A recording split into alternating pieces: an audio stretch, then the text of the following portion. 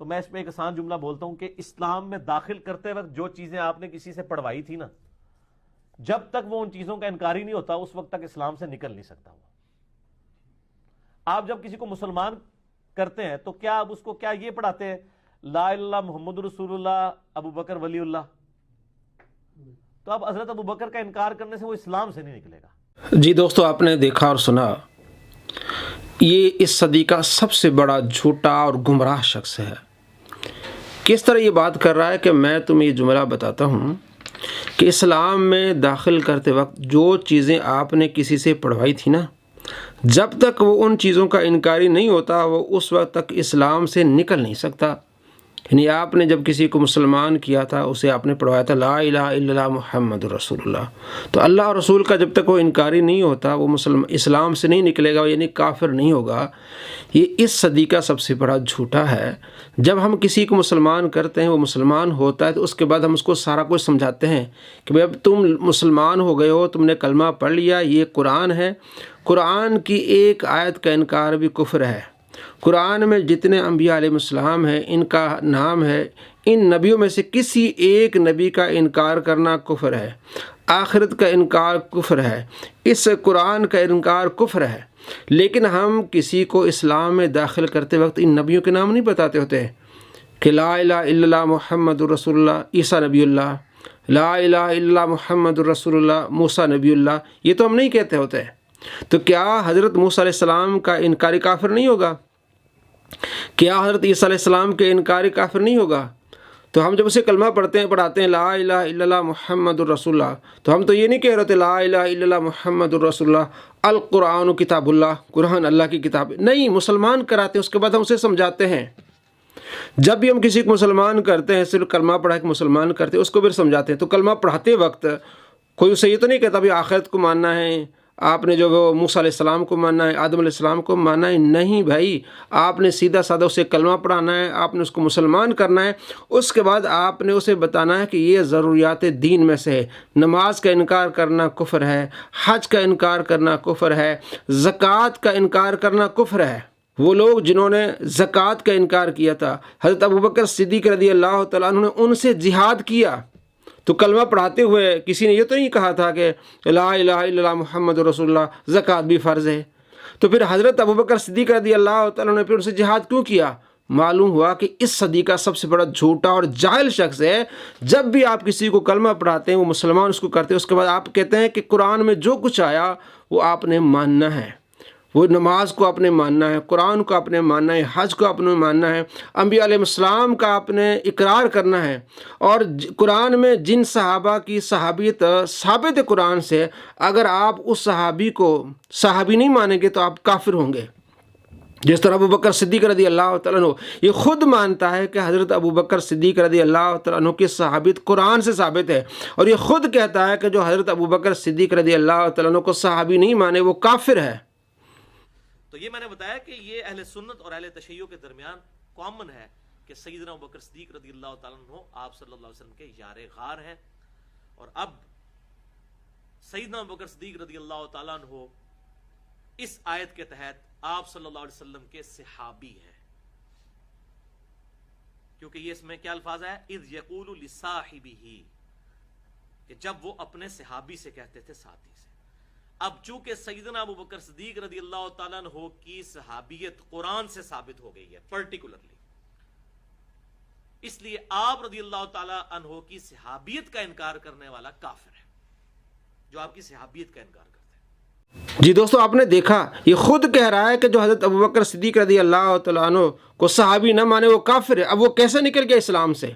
آپ تو کہتے ہیں کہ جب آپ اسلام میں داخل کرتے وقت جس کو آپ کلمہ پڑھاتے ہیں، اگر ان کا انکار کرے گا تب کافر ہوگا، ادروائز کافر نہیں ہوگا۔ تو آپ پھر حضرت ابوبکر صدیق رضی اللہ تعالیٰ عنہ کے انکاری کو آپ کافر بھی کہہ رہے ہیں، اور آپ دوسری سائڈ پہ کہہ رہے ہیں کہ جناب ابوبکر ولی اللہ کہنے سے یا ابوبکر کا انکار کرنے سے کافر نہیں ہوگا۔ مطلب یہ کہ آپ قرآن کے منکر ہو گئے ہیں، آپ پر گمراہی اتنی چھا گئی ہے کہ آپ خود بھی گمراہ ہو گئے ہیں، اور آپ اپنے ماننے والوں کو گمراہ، گستاخ، بددین کر رہے ہیں۔ اور اپنے بارے میں کیا کہتا ہے قادیانیوں کو ہم کافر اس لیے کہتے ہیں کہ وہ ہمیں کافر کہتے ہیں۔ یہ میرا گولڈن کوڈ ہے، لا حول ولا قوت الا باللہ، اس کو کافر کہا جائے تو یہ کہتا ہے کہ ہم اس لیے قادیانی کو کافر کہتے ہیں کہ ہمیں وہ کافر کہتے ہیں۔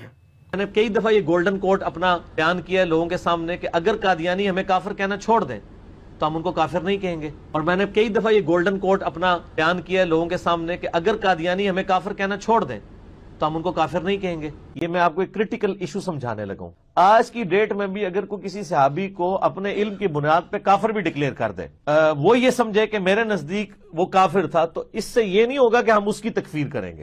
جی دوستو، آپ نے اس کا گولڈن کوڈ دیکھا کہ ہم قادیانی کو کافر اس لیے کہتے ہیں کہ ہمیں کافر کہتے ہیں۔ بھائی پھر کلمے میں کہاں لکھا ہوا تھا کہ لا الہ الا اللہ محمد رسول اللہ؟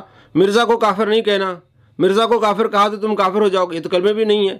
یعنی اپنے آپ کو کیسے جھوٹا کرتا ہے۔ اس نے جو اصول بنایا تھا کہ جو ہم اسلام میں داخل کرتے وقت کسی کو کلمہ پڑھاتے ہیں، اس میں سے اگر کسی کا وہ انکاری نہیں ہے تو وہ کافر نہیں ہوگا، تو پھر یہ قادیانی کافر کیوں ہے؟ پھر آپ کہتے ہیں کہ ہم ان کو کافر بھی کہتے ہیں۔ ختم نبوت کا انکار کرنے والا کافر ہوگا، اور یہ ختم نبوت پر بھی ان کو کافر نہیں کہہ رہا، بلکہ یہ کہہ رہا ہے کہ ہم ان کو کافر اس لیے کہتے ہیں کہ وہ ہمیں کافر کہتے ہیں۔ کتنا بڑا جاہل ہے۔ اور صحابہ کرام علیہ رضوان کے بارے میں کیا جی، وہ اگر کوئی اپنے علم سے ان کو کافر بھی کہتا ہے، ہم انہیں کہیں گے یہ کافر نہیں ہوں گے۔ تجھے کوئی کافر کہے تو وہ کافر ہے، صحابی کو کافر کہے وہ کافر نہیں ہے۔ کتنا بڑا بددین گمراہ ہے تو شخص۔ دوستو، ایسے بددین گمراہ سے بچیے۔ چار میٹھی میٹھی باتیں کر کے، 4 دن قرآن پاک پڑھ کے، ترجمہ پڑھ کے، حدیثیں سنا کے پھر آپ کو گمراہ کرے گا، آپ کو گستاخ بنائے گا، آپ کو نبی صلی اللہ تعالیٰ علیہ وآلہ وسلم کے صحابہ سے دور کرے گا، آپ کو یہ تعلیم دے گا کہ آپ قادیانی کو مانیں، آپ ان گستاخوں کو مانیں، آپ نبی صلی اللہ تعالیٰ علیہ وآلہ وسلم کے صحابہ کی گستاخی کریں، تو آپ ایسے مسلمان نہ بنیں۔ آپ اللہ تبارک و تعالیٰ کے محبوبوں سے محبت کریں، پیارے آقا صلی اللہ تعالیٰ علیہ وآلہ وسلم سے محبت، صحابہ سے محبت کریں۔ ایسے گمراہ لوگوں کے پیچھے جائیں گے تو آپ بھی اس طرح گمراہ ہو جائیں گے۔ پچھلے دنوں میں نے ویڈیو دکھائی ہے دوستوں کو کہ انجینئر مرزا کے 66,000 مرید مرتد ہو گئے۔ ایک بندے نے ویڈیو بنائی اور اس نے جا کے لوگوں کو کہا کہ نعوذ باللہ نبی کو گالیاں دو۔ کس کے کہنے پر؟ مرزا کے کہنے پر۔ مرزا نے اپنی ویڈیو میں کہا کہ آپ کسی مسلمان غریب سے غریب کو آپ 1 ارب دیں اور اس سے کہیں کہ نبی کو گالی دو تو گالی نہیں دے گا، تو یہ تبلیغ کرنی ہوتی ہے؟ آپ کیا لوگوں کو ابھار رہے ہیں کہ نبی صلی اللہ تعالیٰ علیہ وآلہ وسلم کو گالیاں دیں؟ اور مرزا کے چیلوں نے ایسا کیا۔ ایک صابر کریمی چینل ہے، اس مرزا کے چیلے نے جا کے لوگوں سے کہا کہ تم نبی کو گالی دو، میں تمہیں اتنے پیسے دیتا ہوں۔ نعوذ باللہ من ذالک، وہ شخص مرتد ہو گیا، مرزا کا چیلا مرتد ہو گیا۔ اور یہ علماء کا فتویٰ ہے جو نبی صلی اللہ تعالیٰ علیہ وآلہ وسلم کی گستاخی کرنے والوں کی سپورٹ کرے تو وہ بھی مرتد ہوں گے۔ 66,000 مرزا کے چیلوں نے اس کو سپورٹ کیا ہے۔ جناب اچھا کیا آپ نے، کیونکہ ہمارے مرزا جو بابا جی ہیں انہوں نے کہا تھا کہ کسی غریب آدمی کو آپ 1 ارب روپیہ دیں، وہ نبی صلی اللہ تعالیٰ علیہ وآلہ وسلم کو گالی نہیں دے گا۔ تم نے جناب تجربے کیے ہیں، لوگوں کو تم نے پیسے دیے ہیں، لوگوں نے نبی کو گالی نہیں دی۔ نعوذ باللہ من ذالک، اس طرح کے جملے نکالنے والا اور اس طرح کے تجربے کرنے والا وہ مشرک اور کافر مرتد ہو جاتا ہے۔ مرزا کے 66,000 لوگ ماننے والے مرزا کے مرتد ہو گئے، اس لیے آپ مرتد نہ ہوں۔ ایسے کے پیچھے جائیں گے آپ بھی مرتد ہو جائیں گے۔ کیوں؟ اس لیے کہ اگر آپ نے ایسے لوگوں کو سپورٹ کیا جو نبی صلی اللہ تعالیٰ علیہ وآلہ وسلم کی گستاخی کرتے ہیں تو آپ بھی مرتد ہو جائیں گے، آپ کی دنیا برباد ہو جائے گی اور آخرت بھی برباد ہو جائے گی۔ آپ دنیا آخرت کی بھلائی چاہتے ہیں تو مرزا سے دور رہیں، اس مرتد سے دور رہیں۔ اس نے خود اپنے آپ کو کافر ڈکلیئر کیا ہوا ہے، کیونکہ اس نے خود کہا کہ حضرت ابوبکر صدیق رضی اللہ تعالیٰ عنہ کا انکاری وہ کافر ہے، آپ کی صحابت کا انکاری کافر ہے۔ اور پھر اس نے کہا کہ حضرت ابوبکر صدیق رضی اللہ تعالیٰ عنہ کا انکاری کافر نہیں ہے، یعنی اس نے قرآن کا انکار کیا ہے۔